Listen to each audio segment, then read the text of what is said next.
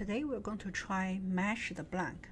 I have 3 different blank. We have rectangular shaped blank, and then I also have one blank with just the outline with a lot of details, and also another blank which is also for progressive die blank shape with multiple surfaces. So let's start with this rectangular shape blank. So to mesh that, we go to MF Pre and then blank mesh here.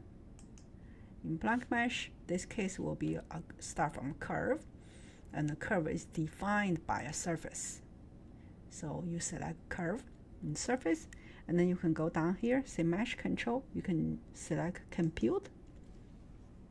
Program will give you a recommended number. You can also put in your own number which you're comfortable with. Then you go create. Then you pick the surface, then say create, and that's your mesh. If you turn off the geometry, you can see the mesh here. We can accept that and then move on to the next one. Next mesh is this with the surface, only the lines of the shape of the blank. And we can go to same place, blank mesh, and this case is only curve, doesn't have surface, so outline, which is the outer boundary, and then inner lines, inner trim holes. We have several of them here, so we pick them all.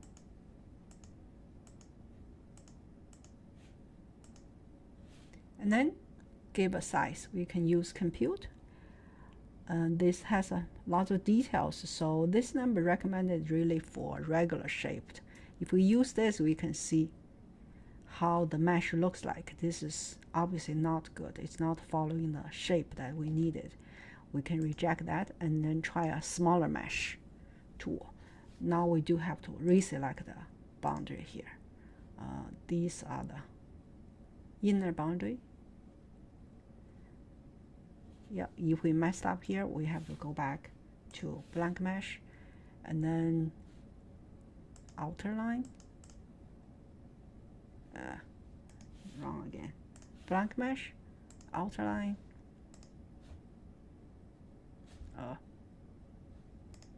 Go out. Blank mesh, outline, and then inner line.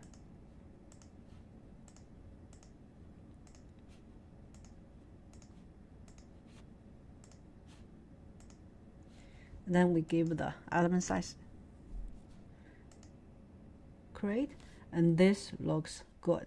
The mesh is small enough to follow the shape of the blank. So we're done with that. Now the last one is a little bit tricky.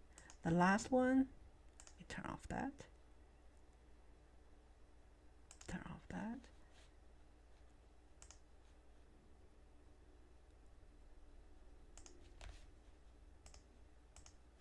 So this one has several surfaces and it doesn't really have an outline. So to do that, we can go to, instead blank mesh, we go to the tool mesh. So under tool mesh, let me find my cursor.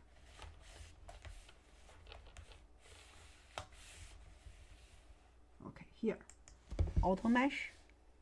And then auto mesh, we're going to use deviations mesh. So we select, this is the first surface, second one, and third one.